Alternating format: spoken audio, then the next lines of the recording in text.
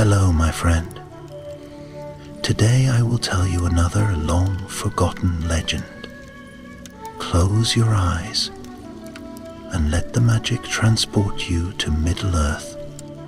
Our journey begins.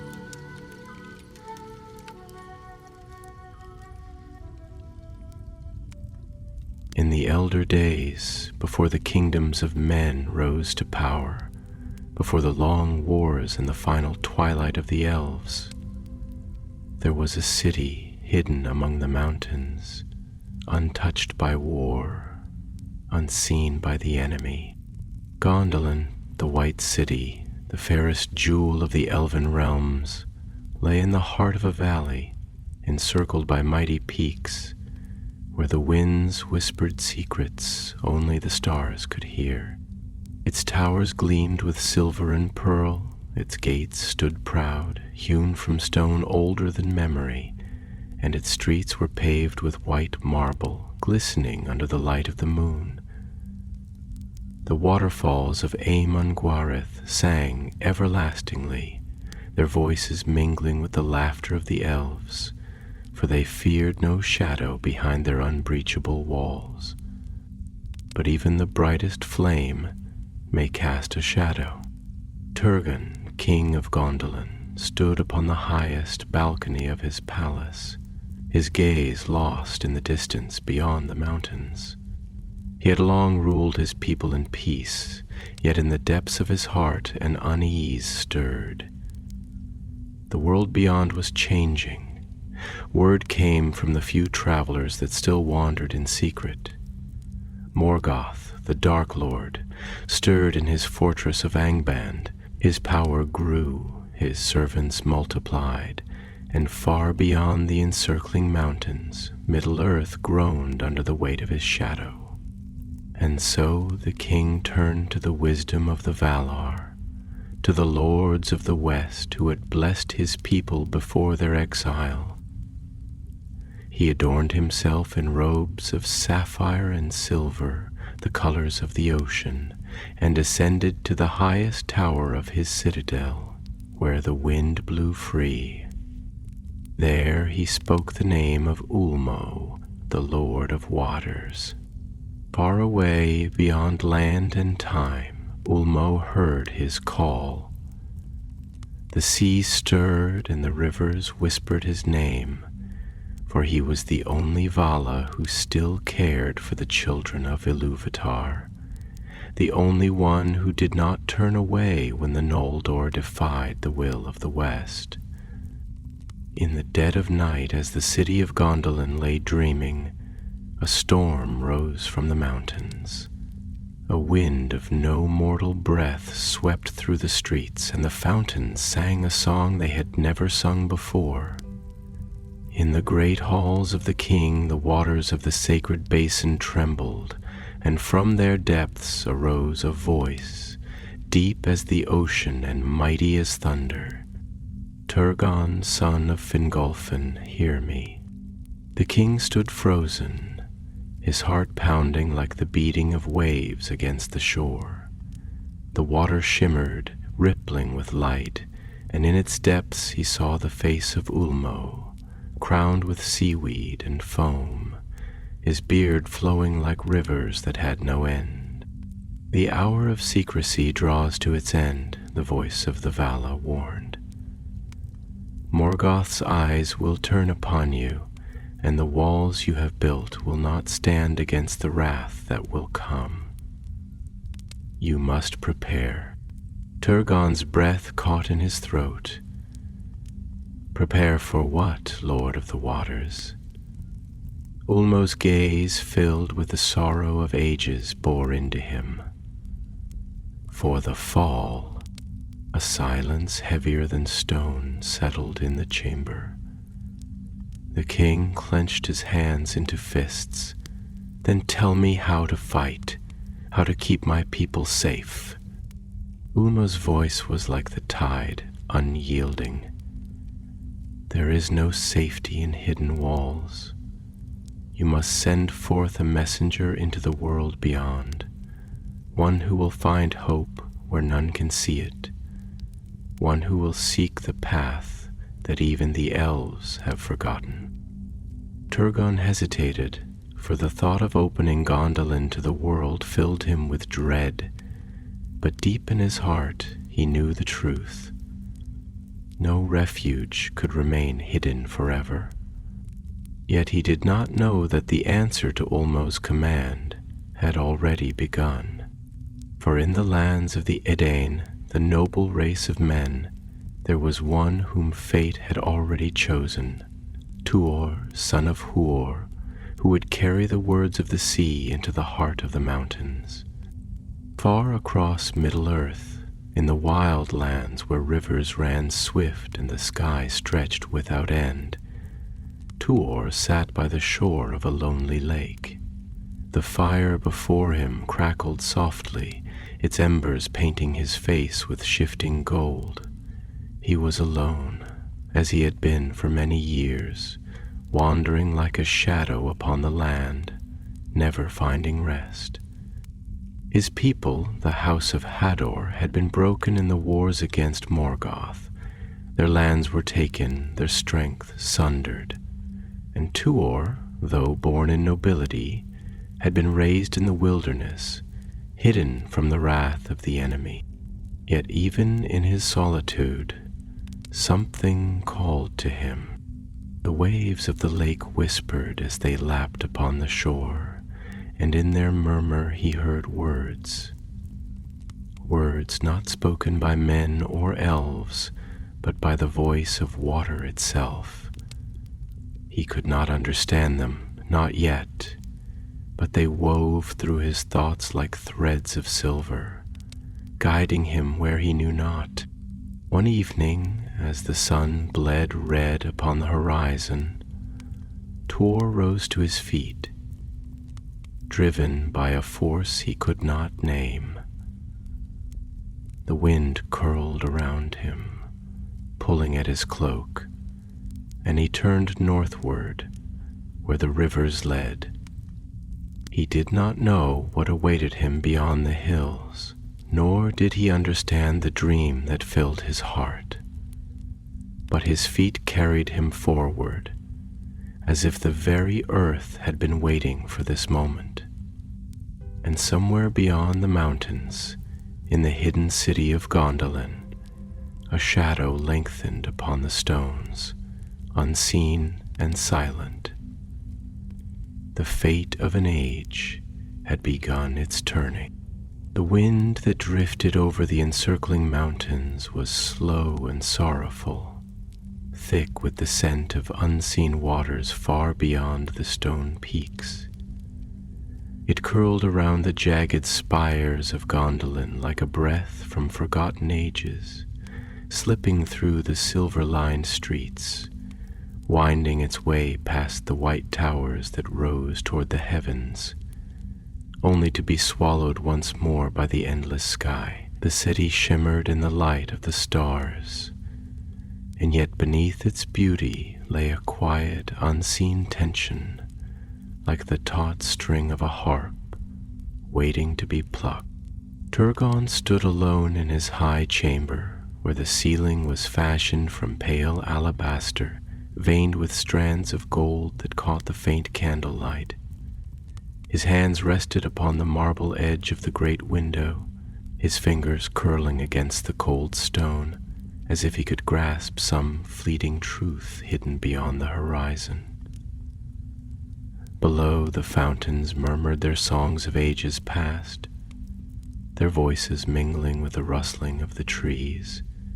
But the music did not reach his heart tonight. There was a heaviness upon him, an echo of words spoken in voices older than the world itself. Almost warning had settled deep into the marrow of his bones, a whisper that did not fade with waking. The Lord of Waters had not appeared in the great splendor of the Ainur, nor had his voice thundered like the breaking of waves upon a shore. No, his presence had been like the deep current beneath still waters, unseen yet inescapable, a force that pulled the soul downward into contemplation. He had spoken of the fall of Gondolin as one speaks of the setting of the sun, inevitable, unyielding, and yet Turgon could not accept it. Slowly he exhaled, the breath leaving him in a cloud of mist against the cold air. His gaze swept across the rooftops of his city, where the lamps still burned in the halls of the great houses. The swallow, the tree, the golden flower. He thought of the people who lived there, those who had come with him across the wild lands, who had abandoned the kingdoms of their forebears for the promise of safety behind these walls. He had given them hope when all else was lost, had sworn to them that Gondolin would stand eternal, beyond the reach of shadow. And now Ulmo told him that all of it would crumble into ruin. The sound of quiet steps upon the polished floor stirred him from his thoughts. Turning, he saw Idril, his daughter, standing at the threshold, her golden hair catching the candlelight in soft waves, her silver robes whispering as she moved. There was something in her eyes that troubled him, something that had been there ever since Ulmo's words had been spoken, as if she too had felt the weight of prophecy settle upon their house. "You have not slept," she said softly, her voice like the last echo of a song fading upon the wind. "No," Turgon admitted, straightening. "There is little sleep left for me in these days." He studied her face, the pale curve of her cheek, the steady light in her eyes. "Do you come to soothe your father's doubts, or to add to them?" Idril stepped forward, drawing closer, her hands clasped before her. "I come only to speak what is already in your heart," she said, "and in mine. There is something in this city that does not rest easy. Have you not felt it? As if the walls themselves know they are doomed, as if the very stones we walk upon tremble in their silence." Turgon turned back to the window, his gaze fixed upon the distant mountains where the stars lay scattered like shards of shattered glass. "It is not the walls that tremble," he said at last. "It is we who tremble, knowing what is to come, yet refusing to name it aloud."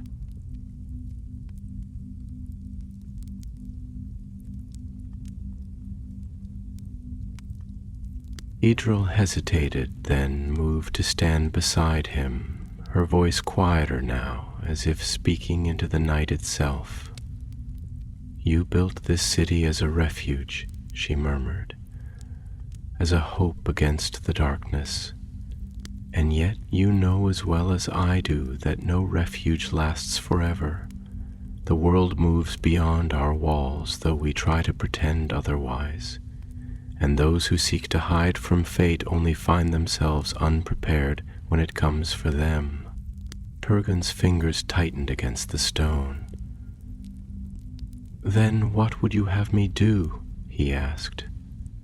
And for the first time there was something like weariness in his voice, something rare and human beneath the weight of his crown.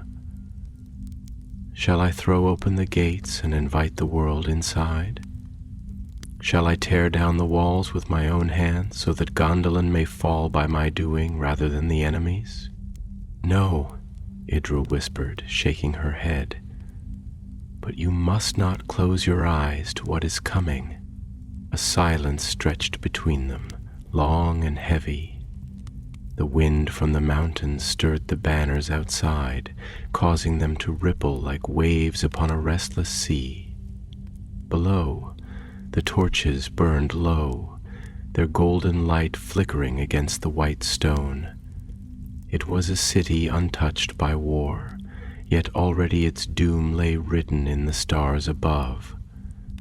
At last Turgon sighed, and when he spoke again his voice was softer, though no less burdened. "There is one who comes," he said, and his eyes lingered on the distant pass that led beyond the mountains.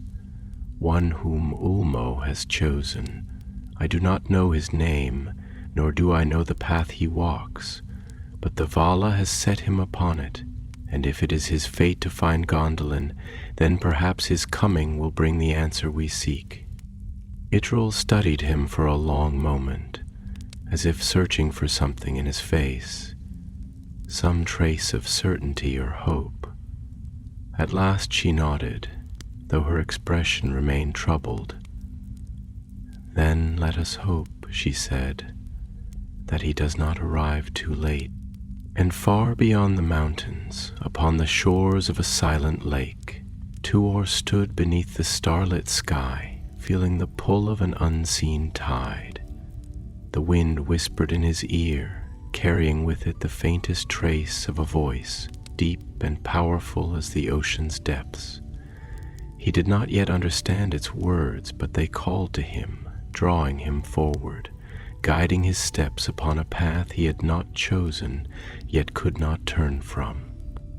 The rivers would lead him onward, the mountains would rise to meet him, and in the hidden city of the elves, a fate long foretold would begin to unfold. For the fall of Gondolin was written in the bones of the world, and even the stars could not change its course. The night was vast, a great tapestry woven of silken shadow and pale silver light. The heavens stretched unbroken above Middle-earth, a dome of quiet constellations that had watched the world since the dawn of time, their radiance reflected in the still waters below. A hush lay upon the land, broken only by the whisper of the wind upon the surface of the lake, where reeds bent in slow obeisance to the unseen breath of the world. It was here at the edge of the waters that Tuor stood, his cloak wrapped tightly about him against the encroaching chill, his eyes tracing the dark horizon where the mountains loomed like slumbering titans. He had wandered long, and though his path had led him to this place, he knew not why. Something deep within him stirred, a feeling he could not name, an invisible thread pulling him forward, guiding him toward an unknown fate. The land around him lay empty, untouched by war, yet not at peace. The trees stood silent and watchful, their limbs swaying in the night breeze like the slow gestures of ancient, knowing hands. The scent of damp earth and moss rose from the ground, mingling with the faint salt of distant waters that had traveled leagues unseen. There was a feeling here, a presence not of men nor of elves, but something older, deeper, like the pulse of the earth itself beating beneath his feet. Tuor inhaled slowly, letting the stillness settle upon him, though his thoughts swirled like the unseen currents beneath the lake's glassy surface. He had spent years wandering, a shadow upon the roads of Middle-earth, living upon what the land would give and what his own hands could take. He had known hunger, cold, and the cruel laughter of the enemy's servants who scoured the land for remnants of the Edain. He had learned to move without sound, to listen to the murmurs of the wind and the distant calls of the birds, reading their language as one reads the shifting clouds before a storm. But this calling was something else entirely. It was neither hunger nor fear nor survival that pressed upon him now. It was the voice of something vast and unfathomable, something that spoke not in words, but in the quiet insistence of fate. And then the wind changed. It was sudden though not violent, like the shifting of a great tide. The air grew heavier, as though the weight of unseen waters had been laid upon it, and the scent of the sea filled his lungs, though no ocean lay within 100 leagues of this place. The reeds swayed, whispering against one another, and in that hush the voice came. It was not loud, nor was it like the speech of men. It was deep, endless, a resonance that seemed to rise not from the air, but from the marrow of the world itself. Tuor, son of Huor, long have you wandered. Long have I watched your steps, guided them through shadow and across the empty wilds. The hour is come. The path is set before you. Tuor did not move. He did not dare to breathe. The voice was not a sound, nor was it within him. It was all around, within the ripples upon the water, the shifting wind, the very stones beneath his feet. And he knew, though he did not understand how, that it was Ulmo, the Lord of Waters, who spoke. You are called to a task that will shape the fate of many. You will walk the road unseen, through lands that no mortal has trod unbidden, and in the end you will stand before a king who must hear my words. Turgon, son of Fingolfin, dwells in his hidden stronghold, and though he believes himself beyond the reach of the world, his doom draws near. Gondolin is not beyond the sight of the enemy. You must go to him, Tuor. You must bear my warning. A silence followed, stretching out between the water and the land, heavy with the weight of that command. Tuor swallowed, his throat dry as if he had walked a desert rather than stood upon the shore. A part of him, the part that had known hardship and exile, that had lived by the sword and the hunt, wished to question, to ask why him, why this road. But another part, deeper, older, understood that there was no question to be asked. The words had been spoken. The path was laid. Slowly he stepped forward, the water lapping at the shore as if to meet him. Lord of the waters, he murmured, his voice hoarse in the vast quiet. I do not know this road. I do not know if my feet are worthy to tread it, but if it is your will that I should go, then I will go. I have no home to turn to, no kin to follow. If this is the purpose you have set for me, I will see it done. The air stirred again, the presence shifting, receding like a great tide pulling back into the depths. Yet before it was gone entirely, the voice returned, softer now, but no less vast. Follow the river. The way will be shown. And then all was still. Tuor stood for a long time in the silence that followed, his heart thudding slow and heavy against his ribs. The lake was unchanged, the trees unmoved. It might have been a dream were it not for the lingering weight of the words upon his soul. At last he exhaled, turning his gaze northward, where the river ran like a silver thread through the land. And without another word he stepped forward, leaving behind the lake, the quiet shore, and the life he had known. The journey would be long, the road would be perilous. But Tuor did not look back. Far away, in the heart of the mountains, where the spires of Gondolin rose untouched against the sky, Idril sat alone beneath the boughs of a flowering tree, her fingers resting lightly upon the carved arm of the bench. The air was cool, carrying the faintest scent of night-blooming jasmine, and above the sky stretched dark and clear, unmarred by cloud or storm.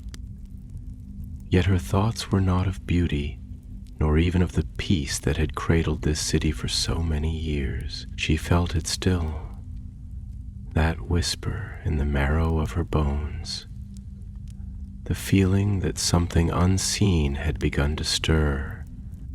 Her father had spoken of Ulmo's warning, and she had listened, though her heart had already known what he would say before he had spoken the words. She did not know how she knew, only that she did, that the city was not safe, that the enemy's eye would turn toward them, that time which had seemed endless within these walls was at last running short. And yet as she sat beneath the trees, she did not feel fear. No, it was something else, something quieter, deeper, a waiting.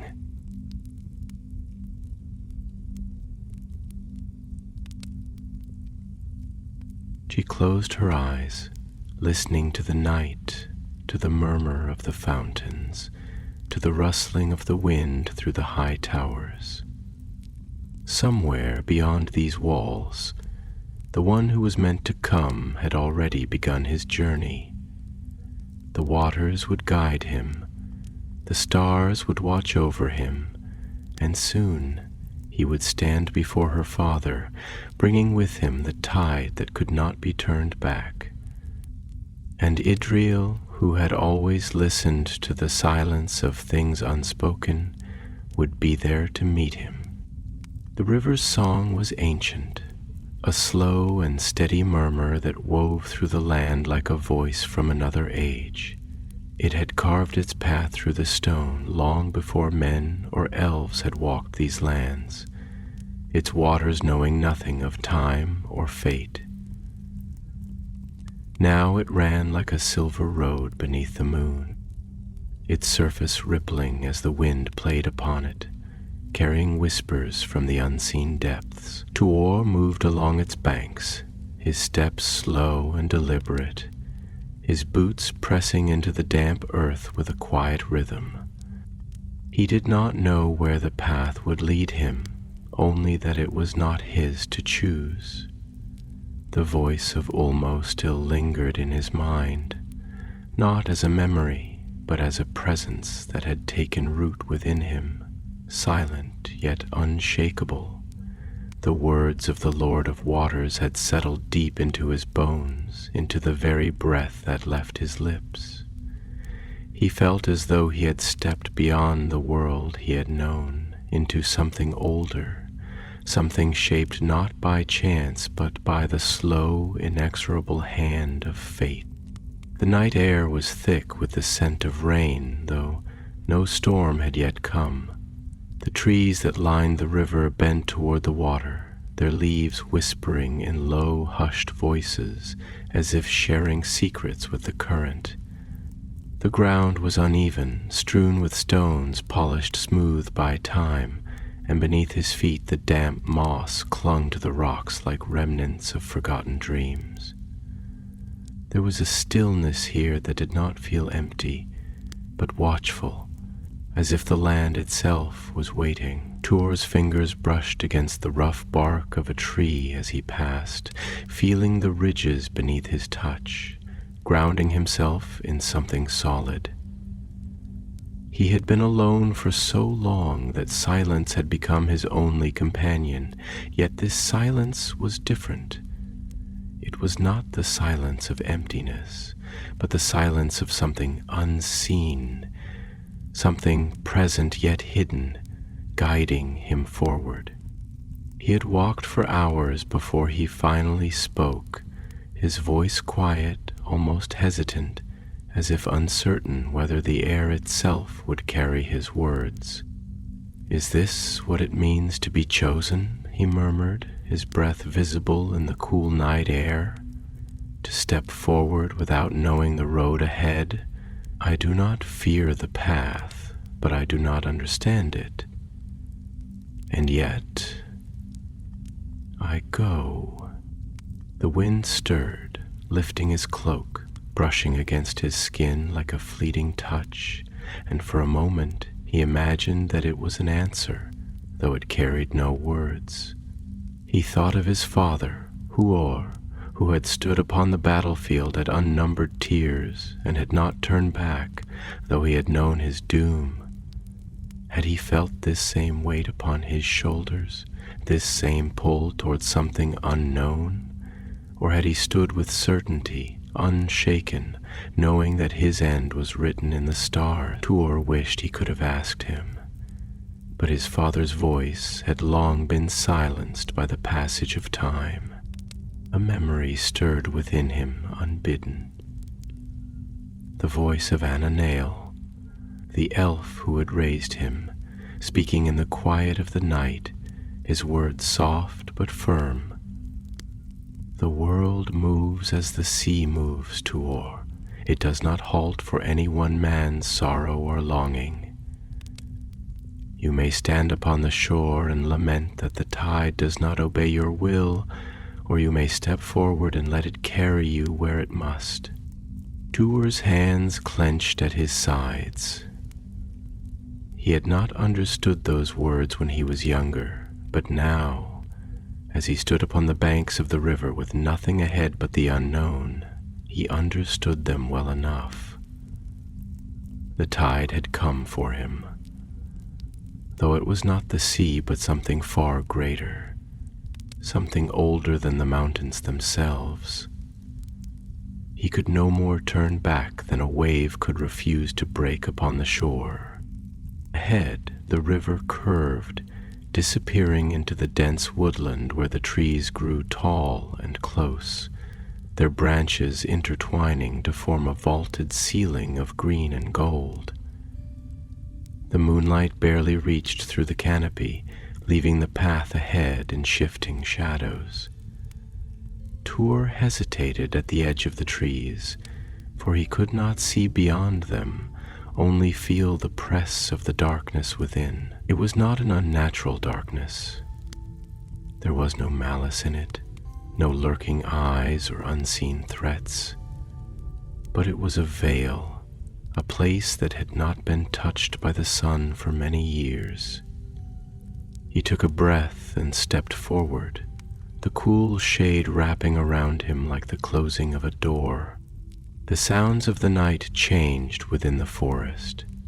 The river still whispered, but its voice was muted, distant. The rustling of leaves became more pronounced, the creak of the branches overhead like the slow turning of old thoughts. The air was thick with the scent of damp wood, of rich soil and fallen leaves that had long since surrendered to the earth. Tuor moved carefully, his steps quieter now, though the forest did not feel hostile. It was ancient, yes, but it was not his enemy. It was only a place where time did not move as it did in the open world.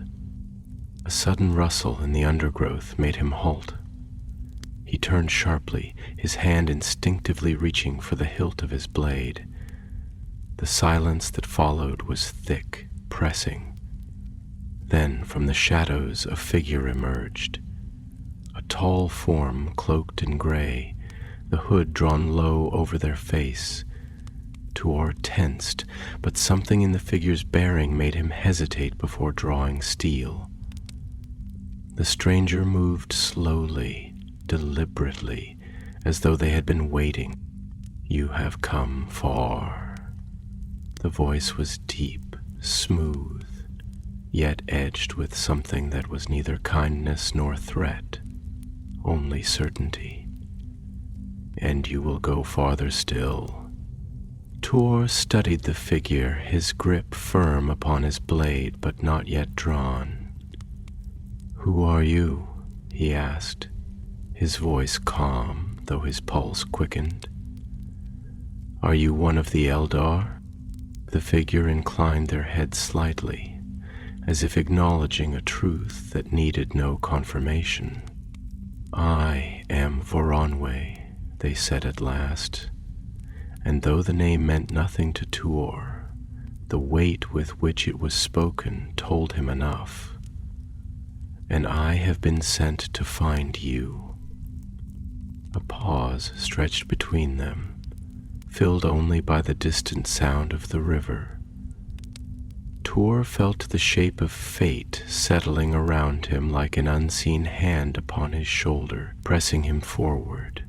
He did not know this man, did not know what lay ahead, but he knew beyond any doubt that he was meant to follow. Voronwe turned, his cloak shifting like the wings of a bird in flight. "Come," he said. "There is much you must see before the end." Tuor hesitated only for a breath, then stepped forward, leaving the river behind, stepping deeper into the forest, deeper into the unknown. And far away, in the hidden city of Gondolin, Idril woke from a dream she could not remember, her heart quickened by something unseen. She rose from her bed and moved to the balcony, looking out over the silver-lit towers, feeling the weight of the night pressing down upon the city. There was something in the air, a feeling she could not name, but one that she could not ignore. A wind stirred the banners upon the high walls, and Idril shivered, though the air was not cold. Somewhere beyond the mountains, the tide had begun to turn. Somewhere beyond the gates, the world was shifting, and though she could not yet see it, though she did not yet know his name, the man who would change all things had begun his journey toward them. The silence of Gondolin held steady, but Idril knew that the silence would not last forever. The path wound through the heart of the ancient forest, where the trees stood like silent sentinels, their trunks thick with moss and thyme, their canopies so dense that only the faintest shafts of moonlight pierced through. The air was heavy with the scent of damp earth and pine, a fragrance that lingered like the memory of rain long since fallen. The world here seemed suspended, caught between waking and dreaming, as though time moved slower beneath the vaulted branches, whispering in a language too old for men to understand. Tuor walked beside Voronwe, the silence between them not of unease but of expectation, as if the very air trembled with the weight of unspoken truths.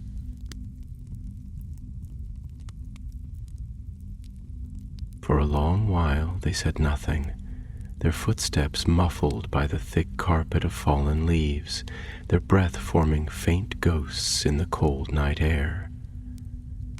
Tuor had long since ceased questioning the strangeness of his path, yet as he glanced toward the elf beside him, he felt the stirrings of curiosity, the need to understand the one who had come to guide him into the unknown. Voronwe moved with the quiet grace of the Eldar, his steps light even upon the uneven ground, and though his face was partially obscured by the shadows of his hood, there was something in his bearing that spoke of distant sorrow, a weight carried not in the body, but in the soul. At last Tuor broke the silence, his voice low, almost reverent, as though he feared disturbing the hush of the forest. "You said you were sent to find me. By whom, and for what purpose? I do not believe in chance, not any more." He paused, letting the rhythm of the forest settle around them like a great breathing thing. "It was Ulmo who spoke to me, who bade me follow this river, and now you are here, as if you had always known where I would be." Voronwe did not answer immediately. He walked a few paces more, his gaze fixed upon the winding path ahead, before he finally spoke, his voice carrying the weight of long contemplation.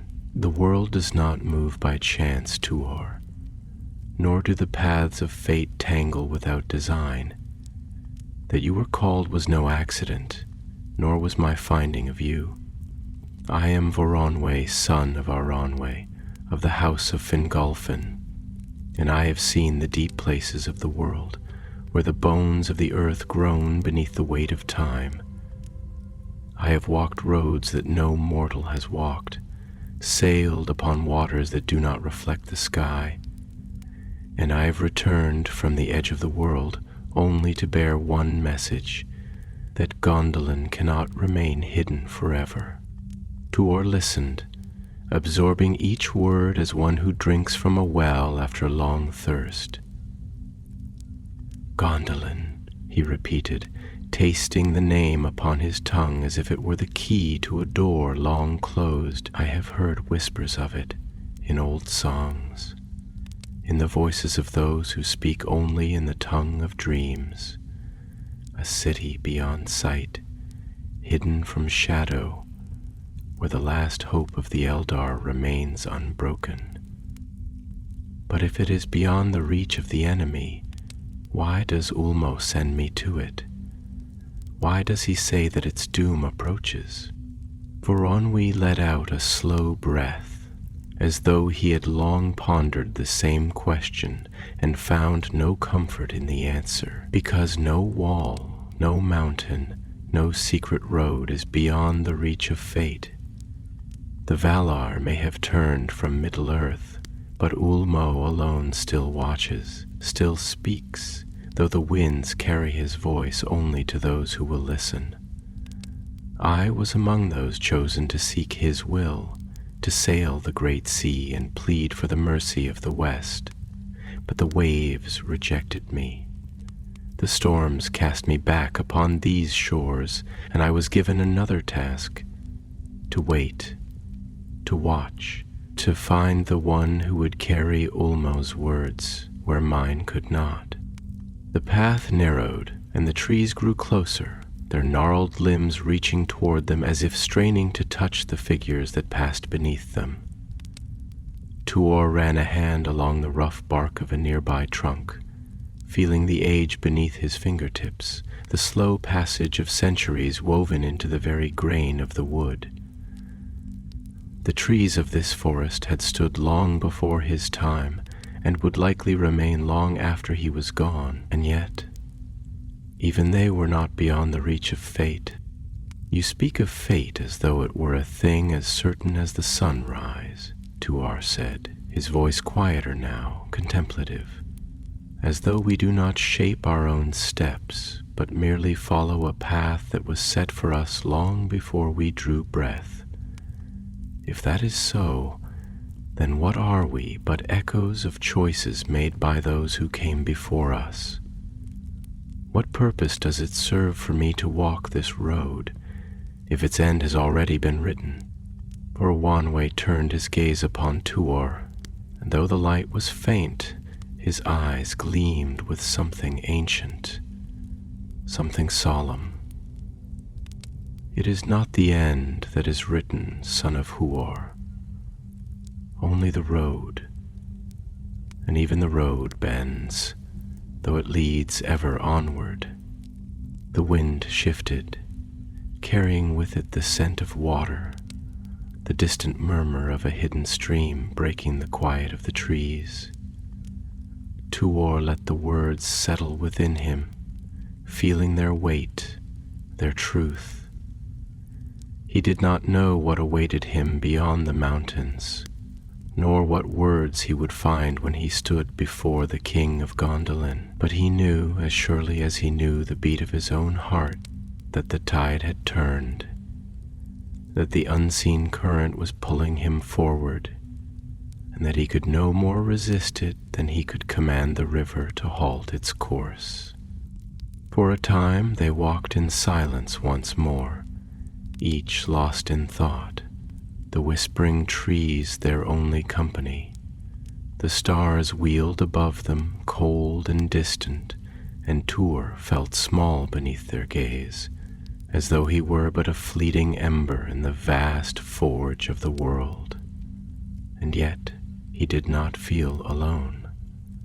The weight of Ulmo's voice remained with him, as real as the earth beneath his feet, as certain as the path that stretched ahead. At last Voronoi spoke again, his voice softer now, as if speaking to the night itself. There is a saying among my people, one that has been carried through ages long before even the first rising of the moon. No road is walked in solitude, though the traveler's feet may seem alone upon it. He glanced at Tuor then, a ghost of a smile in his expression, though it was tinged with something else, something almost like sorrow. You are not the first to question the weight of fate, nor will you be the last. But know this, Tuor of the Edain, though your steps are your own, they are part of a song that began long before you and will echo long after. Tuor nodded, the words finding a home within him, though he did not yet fully understand them. He exhaled, watching as his breath curled in the night air like the last whisper of a dying fire. "Then let the road be walked," he murmured, his voice steady, his heart resolved. And so they pressed on, deeper into the ancient wood, toward the hidden path that would lead them through the mountains, toward the city that waited beyond the reach of sight. The night stretched onward, and in the far distance, beyond stone and shadow, Gondolin dreamed beneath the stars, unaware that the tide had begun to rise. The road that stretched before them was no longer merely a path through the woods, no longer a simple passage between trees that whispered secrets of ages past. As Tuor and Varanwe pressed deeper into the wild lands, the forest began to change. The air thickened, filled with the scent of damp earth and pine resin, the mingling aroma of fresh rain and old sun-warmed wood. The ground, once soft with leaf fall, grew firmer beneath their feet, turning to dark, slick stone that glistened in the pale light of the unseen moon. The trees grew denser, their ancient roots curling over rocks like the fingers of forgotten giants, their gnarled limbs stretching overhead in twisting arches, casting deep shadows even in the quiet glow of starlight. The silence was different now, no longer the stillness of peace, but something else, something expectant, something watchful. Tuor could feel it pressing against him, not with the weight of threat, but with the weight of knowledge unspoken. It was as if the land itself bore witness to the path he walked, as if the mountains beyond had already judged his coming and found him wanting, yet let him pass all the same. He exhaled, watching as his breath curled in the air, vanishing like the last remnants of a forgotten dream. He had lived many years in solitude, long enough to know the difference between the quiet of the world and the quiet that comes when something waits just beyond the edge of sight. It was Varanwe who finally spoke, his voice low, as if unwilling to disturb the hush that lay upon them. "This forest remembers things long buried," he said, running his fingers lightly along the bark of a nearby tree, tracing its ancient ridges as if reading a script too old for words. "It has seen the coming and passing of many, but few of your kind have walked this way. The Edain do not tread lightly upon these lands. The trees listen, and though they do not speak as the elves do, they remember." Tuor glanced at him, studying his face in the dim glow of the starlit canopy. "Then let them remember me," he murmured, "for I am not my father nor my father's father. I am the last of a house long hunted, long scattered to the winds. I have walked through lands where no voice but my own has spoken, and I have listened to the silence as one listens to the coming of a storm. If the trees know more of my fate than I do, let them tell it to me plainly."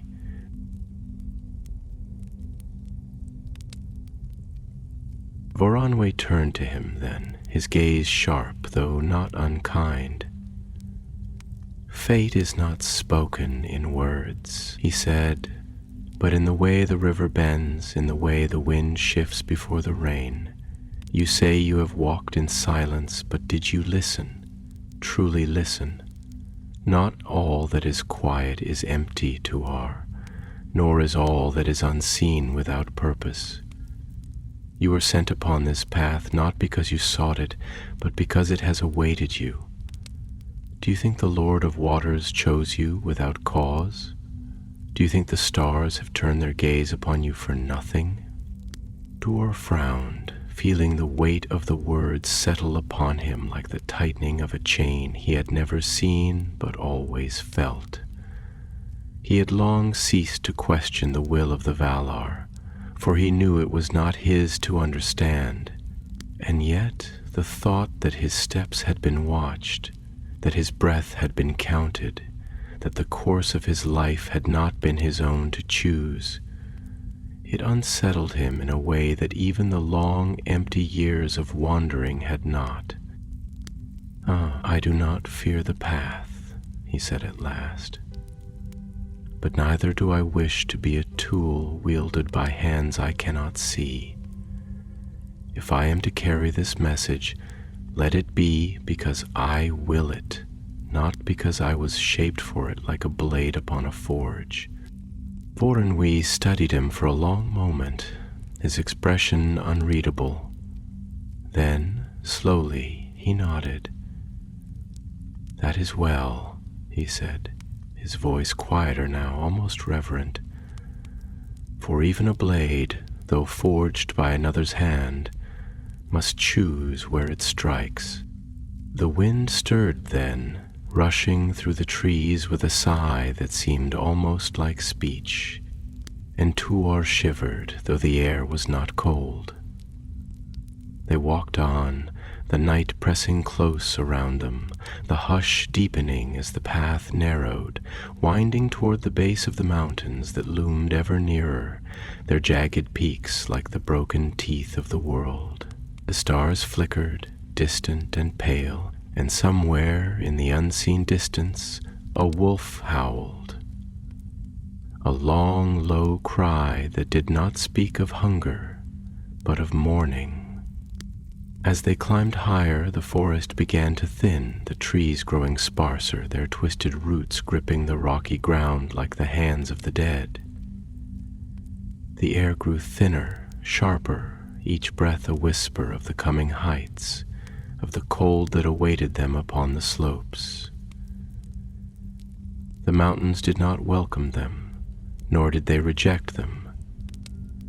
They simply stood, silent and unyielding, as they had stood since the breaking of the world. And Tuor knew as he gazed upon them that whatever lay beyond, whatever secrets Gondolin held within its hidden walls, it would not be given freely. They camped that night beneath the shadow of the cliffs where the stones rose in great, towering spires, jagged and dark against the sky. The fire they built was small, its flames flickering like the heartbeat of some fragile thing, barely touching the cold that seeped from the stone. Tuor sat with his back against a boulder, his sword across his knees, watching as Voronoi traced patterns in the dust with his fingers, his thoughts as distant as the stars overhead. "Do you miss it?" Tuor asked after a long silence, his voice rough with the weariness of the road. "Your home?" Voronoi did not look up, but the movement of his hand stilled, his fingers resting against the earth. "Home," he murmured, as if testing the word upon his tongue. "There was a time when I would have answered yes, when I would have longed for the halls of my kin, for the sound of voices raised in song beneath the golden trees. But I have seen too much, Tuor. I have walked the shores where the sea meets the sky, and I have looked westward, beyond the veil of the world, and I know now that home is not a place, but a thing lost beyond reach." Tuor frowned, turning his gaze to the fire. "Then why do you go back? Why do you return to Gondolin if your heart no longer calls it home?" Bornwe sighed, and when he spoke, his voice was heavy, not with sorrow, but with something deeper, something worn thin by time and trial. Because some things are not done for the sake of longing, but for the sake of duty. I was sent to seek a road that could not be found, and in failing I was given another purpose, to guide you, to bring you to the one who must hear the words you carry. And so I return, not as one who seeks to belong, but as one who fulfills the last debt owed. Tuor was silent for a long moment, his fingers tightening around the hilt of his sword. The fire crackled softly, its embers drifting upward, vanishing into the dark. He did not know if he would ever understand the weight that the Eldar carried. The long years stretched behind them like an endless road, filled with the echoes of voices long silenced. But he understood this. The road before them did not wait. It moved even now beyond sight, drawing them forward, toward whatever fate had woven into its course. At last he closed his eyes, letting the weariness take him. The wind whispered through the pass, and far beyond the mountains, beneath the stars that watched without judgment, Gondolin stood, waiting. The mountains loomed above them like the bones of the earth laid bare to the sky, their peaks dusted with the cold kiss of time, their jagged ridges carved by the slow and patient hand of the wind. The path that wound through them was no road, but a whisper of a trail, a treacherous passage where stone crumbled beneath the feet, and the silence pressed in from all sides like an unspoken warning. The air was thin, sharp as a blade, carrying the scent of frost and distant storms, and every breath Tuor took seemed to draw not just the cold into his lungs, but the weight of the path ahead. He walked with his head bowed against the wind, his cloak snapping behind him like the tattered wing of a bird caught in the gale, and though his limbs ached with the long journey, he did not falter. The road had become part of him now, each step another stitch in the unseen tapestry that had been woven long before his birth. Voraway moved beside him, silent as shadow, his keen elven eyes reading the land with an understanding Tuor could not yet grasp. There was a tension in his movements, a quiet wariness that had nothing to do with the hardship of the climb, and everything to do with what lay ahead. The mountains of Ikoriath had long stood as the silent guardians of Gondolin, their sheer cliffs and hidden paths shielding the city from the eyes of the enemy. But secrecy was a fragile thing, easily unraveled by time and the shifting of fate. Even now, as they climbed through the high passes where no armies had tread, Tuor could feel the weight of unseen eyes, the cold breath of something distant yet drawing nearer. He did not know if it was only the will of the Valar that had set him upon this path, or if the enemy too had begun to take notice of his journey. The thought coiled in the back of his mind like a serpent, restless and waiting. At last, as the sun began to slip toward the western horizon, they reached a narrow ledge where the wind howled through the gaps in the stone like a mourning voice, and before them the mountains parted, revealing a valley veiled in shadow and mist. Tuor halted, his breath catching in his throat as his gaze swept over the sight before him.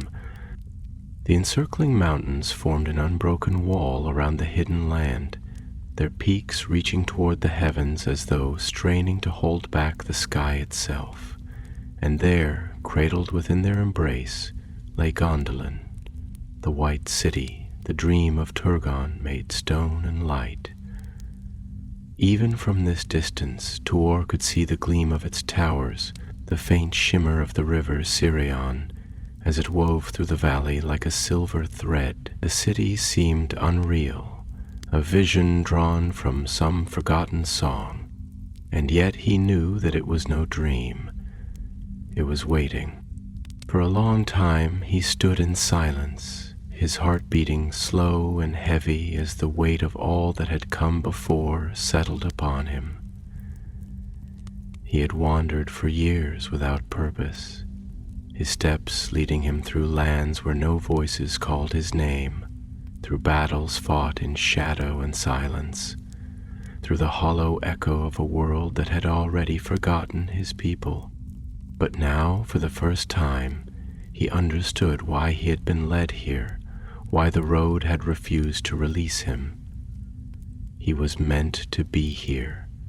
He was meant to stand before the gates of Gondolin, to speak the words Ulmo had placed upon his lips, to carry the tide of fate into the heart of a city that believed itself safe. And yet, as he stood upon the threshold of destiny, he felt not triumph, but sorrow.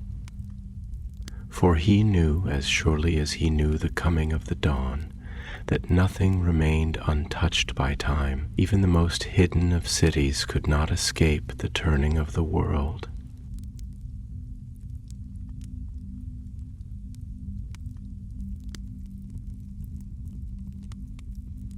Baranwe spoke then, his voice quiet, though it carried through the wind like the last note of a fading song. "This is what you have sought," he said, though there was no joy in his tone. "And yet, even as you look upon it, you know that it will not remain as it is. You feel it, do you not? The way the air trembles, the way the stone beneath our feet holds its breath. Gondolin stands, and yet its fate is already woven into the shadow of the world." Tuor turned to him, his eyes dark with thought. "Then why bring me here?" he asked. "Why does Ulmo send me to a city already bound to its doom? If the walls will fall, if the rivers will run red, then what purpose do I serve? Am I only to witness its passing? To stand among the ruins and know that I have come too late?" Baranwe studied him for a long moment, his gaze measuring, as though weighing the depth of Tuor's soul against the burden he carried. "No," he said at last, and there was something in his voice, something distant and knowing. "Not all that falls is lost. Not all that ends is without purpose. The fate of Gondolin is not yours to change, nor was it ever. But there are things that must be done before the end, words that must be spoken, choices that must be made. You are not here to save the city, Tuor. You are here to bear its hope when the fire comes." Tuor did not answer at first. He turned his gaze back to the valley, to the city that gleamed like a pearl hidden within the shell of the mountains.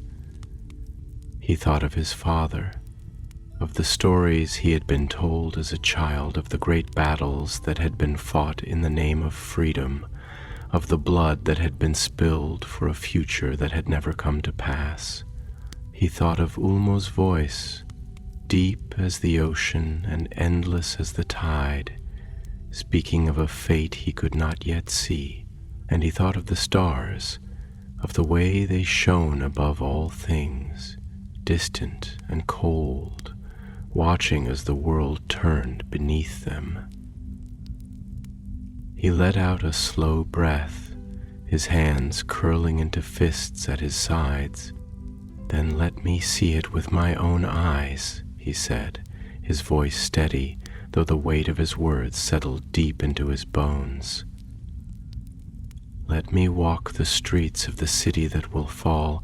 Let me speak to the king who believes himself beyond the reach of the world. If I am to bear its hope, then let me first know what it is I carry." Borway nodded once, A solemn gesture, and without another word, he turned toward the path that wound downward, toward the valley where Gondolin stood waiting. Tuor followed, his steps slow, deliberate, as if each one was carving his name into the stone beneath his feet. The wind howled, the sky darkened, and far above, unseen beyond the mountains, the shadow of Morgoth stirred, the tide of doom rising unseen beneath the surface of the world. And Gondolin, the hidden city, stood beneath the stars, dreaming of eternity, unaware that the dream was drawing to an end. The way down into the valley was steep, a path carved by time and the quiet footsteps of those few who had ever walked this way. The rocks, sharp and slick with the damp breath of the high places, jutted out in uneven shapes, as if the very bones of the mountains had twisted in protest against the path they now walked.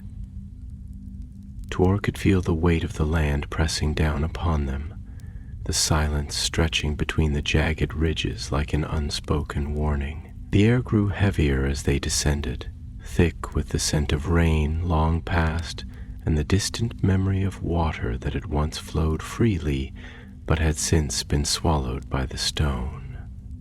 The valley below was swathed in mist, its gray fingers curling around the edges of the cliffs, rising like breath from the earth itself. The city lay hidden within it, the walls and towers shrouded in a veil that seemed less of nature and more of enchantment, as though the land itself conspired to keep Gondolin a secret, even from the stars. And yet, through the shifting haze, Tuor caught glimpses of white stone glistening in the last light of the dying sun, spires reaching toward the heavens like the frozen flames of a silent fire. The river Sirion, silver in the fading glow, wound its way through the valley, its voice hushed but ceaseless, murmuring to the stones that lined its banks as though whispering the tales of all who had passed through these hidden lands. Boranwe walked ahead of him, his steps measured, his gaze unreadable as he led the way toward the secret entrance of Gondolin. His silence had deepened since they had first glimpsed the city, as if the weight of returning pressed upon him more heavily than the burden of the long road behind them. Tuor could see it in the way his shoulders tensed, in the way his hands clenched and unclenched at his sides, as though he were wrestling with a thought he dared not speak aloud. At last, as they neared the base of the cliffs where the entrance lay hidden behind a wall of cascading water, Boranwe halted, his voice low, almost reluctant, as though each word cost him something to utter. "Before we enter, there is something you must understand," he said, turning to face Tuor fully, his gray eyes shadowed with thought. "Gondolin is not merely a city. It is a dream made stone, a place born of exile and longing, built by those who sought to create a refuge beyond the reach of the world. It has stood for centuries, untouched by war, unseen by the enemy, a sanctuary where time has been allowed to drift like the slow turning of the stars. But it is also a prison, though few who dwell within its walls would name it so. The people of Gondolin do not believe they are exiles. They believe they are the last free folk of this world, that beyond their gates there is only ruin and shadow. They do not see that the very mountains that guard them are also the walls that bind them, and they will not easily welcome a stranger who comes bearing warnings of doom." Tuor studied him, taking in the weight behind his words, the slow sorrow that had settled into his voice. "You speak as though you do not belong to them," he said, his tone careful, measured. as though you have walked their streets, sung their songs, and yet have never truly called it home. For Henri's gaze flickered, something shifting behind his eyes like the movement of deep water beneath the surface of a still lake. "Because I have seen beyond the mountains," he murmured, his voice quieter now, almost wistful. "I have stood upon the shores where the waves whisper of lands that no elf may return to, and I have sailed upon waters that stretch beyond the sight of the sun, and in that vastness, in that endless expanse of sea and sky, I have felt what it is to be free. Gondolin is beautiful, but it is not free. It is a jewel hidden in the darkness, but jewels are hoarded, locked away, kept safe until the hand that holds them is broken and they are lost forever." Tuor did not answer at once. He looked toward the mist, toward the city that lay beyond it, and for a moment he tried to imagine what it would be like to live in such a place, to walk streets untouched by war, to dwell in halls where no cries of battle had ever echoed. But even as he let the thought settle upon him, he felt the unease stir in his heart, the knowledge that such stillness could not last, that no place, no matter how well hidden, could remain untouched forever. "Then why do you return?" he asked finally.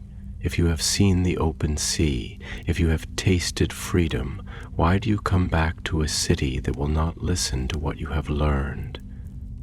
For Henri exhaled, a long, quiet breath that seemed to carry the weight of years upon it. "Because not all journeys are for ourselves," he said, and there was something resolute in his voice now, something unshaken. "I return because I was given a task, and though my heart may long for the road, my duty calls me here. The tides do not ask where they must go, nor do the winds refuse their course. We are all carried forward, whether we will it or not." Tuor nodded slowly, understanding in his own way the truth of those words. He had not chosen this road, but neither had he turned from it. It had found him, drawn him forward like the pull of the river to the sea, and now, as he stood upon the threshold of Gondolin, he knew that there was no turning back. "Then, let us go," he said, his voice steady though his heart was not. "Let us walk through the gates of the city that does not know its doom." Henri gave a small nod, and without another word he turned and led Tuor toward the waterfall that concealed the hidden entrance. The roar of the water grew louder as they approached, filling the air with its ceaseless song, and when they stepped through the veil of mist, the path beyond opened before them, a tunnel of stone, smooth and worn, stretching into the darkness like the throat of some great, silent beast. Torches flickered along the walls, their flames barely reaching the high-arched ceiling, casting long, wavering shadows that seemed to dance with each step they took. The air was cool here, carrying the scent of damp stone and the faintest trace of something older, something that lay beyond sight, but not beyond knowing. As they moved deeper into the passage, Tuor felt the shift in the air, the presence of unseen eyes watching from the darkness. He knew, even before the sound of steel scraping against stone reached his ears, that they were no longer alone. And then, from the shadows, figures emerged, tall, clad in armor of silver and blue, their faces hidden behind helms wrought in the likeness of eagles, their spears gleaming in the dim light. They moved with the quiet precision of those who had stood watch for years uncounted, and when they spoke, their voices were calm, but edged with warning. "Halt," one of them commanded, stepping forward, his grip firm upon his spear. "No man passes these gates unbidden. Speak your name and your purpose, or turn back into the wilds." Tuor met the gaze behind the helm, his own voice steady as he answered. "I am Tuor, son of Huor, of the house of Hador, and I come at the bidding of Ulmo, lord of the waters. I bring a message to Turgon, king of Gondolin, and I will not turn back." A silence followed, heavy and unbroken, as the guards studied him, as the weight of his words settled into the stone itself. And then, without another word, one of them turned and signaled for the gate to be opened. The way to Gondolin stood before him now, and the doom of the city had begun. The air inside the hidden passage was cool and still, carrying the scent of damp stone and the faint whisper of flowing water. The torches flickered as Tuor and Voronwë passed beneath their golden glow, their flames struggling against the draught that wove through the tunnel like the breath of something vast and unseen. The walls, smooth with age and carved with sigils that had not been touched by sunlight in centuries, seemed to lean inward, not in menace, but in quiet solemnity, as if they too were keepers of Gondolin's long-held secret. The path beneath Tuor's feet sloped gently downward, guiding them deeper into the mountain's embrace. And though his heart was steady, there was a weight upon him, a heaviness that did not come from the road alone. They walked in silence for a time, their footsteps echoing in the enclosed space, the sound swallowed quickly by the pressing dark. Tuor's thoughts churned like the deep currents of the ocean, slow, unseen, but relentless. He had spent years wandering, following no path but the one necessity had forced upon him, never knowing if his steps carried him toward something, or only further from what once had been. But now, as the road narrowed, as the walls tightened like the closing fist of fate, he knew that he was at last approaching the heart of the vision Ulmo had placed before him. This was not merely the end of a journey, it was the beginning of something greater than himself, something that had been written into the fabric of the world long before he was ever born. Voronwë walked beside him, his gaze unreadable, his elven grace unbroken even in the dim light. Tuor had begun to understand the weight that Voronwë carried, the quiet sorrow that dwelt in his eyes like a fading ember. He was of Gondolin, yet apart from it. He was returning home, but with no joy in his heart. And Tuor wondered, was it because he knew what awaited them there? Did he see with the foresight of the Eldar the shadow that loomed unseen upon the city's gleaming towers? At last, Tuor broke the silence, his voice low, almost hesitant. "When you left this place," he said, "did you believe you would return? Or had you already made peace with the thought that you might never walk these halls again?" Voronwë did not answer immediately. He walked a few steps more, his hand brushing idly against the smooth stone of the tunnel, as though seeking something in its touch. When he spoke, his voice was measured, yet tinged with something distant, as though he were recalling a memory half buried beneath years of solitude. "When I left, I did not think of return. I thought only of the road ahead, of the sea and the hope that lay beyond it. We had believed in the days before I sailed that perhaps mercy still lingered in the west, that the Valar might look upon us and take pity, that the doom which had been spoken over the Noldor might yet be undone. But the ocean is a cruel keeper of hope, Tuor. I saw the waves rise against us, saw the sky darken until no light remained but the cold glimmer of the stars. And in that vast emptiness, I understood there would be no return to Aman. Not for me. Not for any of us. Duor watched him, saw the faint tightening of his jaw, the flicker of something deep in his gaze, something that had been shaped by loss and the endless passing of years. And yet, you have returned, he said quietly, not to the sea, but to the very place you sought to leave behind. For when we exhaled, a sound barely more than a breath. Yes, he murmured, because though the sea did not grant me passage, Ulmo did not abandon me. He set me upon a different road, one I did not choose, but one I could not refuse, and now I walk it to its end.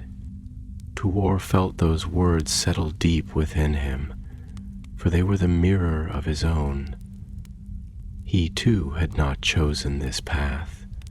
He too had been caught in the tide of something greater than himself, and though he did not yet know what lay at the road's end, he knew that he would not turn from it.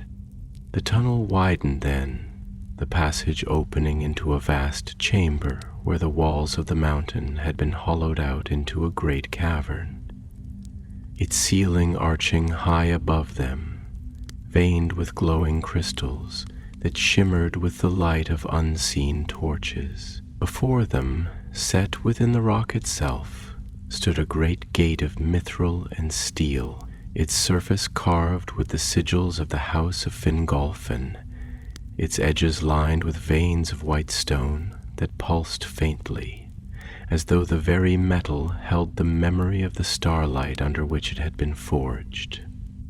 A figure stood before the gate, clad in armor that gleamed like the reflection of the moon upon water, his helm wrought in the shape of a soaring eagle, his spear resting lightly in one hand. When he stepped forward, his voice was calm, but edged with the authority of one who had long stood watch over this threshold. Who comes to the hidden city in a time when no roads lead to its gates? Voronoi stepped forward, his tone respectful but unwavering. It is I, Voronoi, son of Aranwi, returned from long wandering, and with me is Tuor, son of Huor, of the house of Hador. He comes at the bidding of Ulmo, lord of the waters, and bears a message for King Turgon. A silence followed, heavy and unbroken, the weight of the words settling into the chamber like the slow shifting of stone. Then, after a long moment, the guard inclined his head. "You will be brought before the king," he said simply, turning to signal to those within. The great gates shuddered, their surface gleaming as they parted, revealing the path beyond. Tuor stepped forward, and as he crossed the threshold, the city of Gondolin unfurled before him like the turning of a page in a story he had only just begun to read.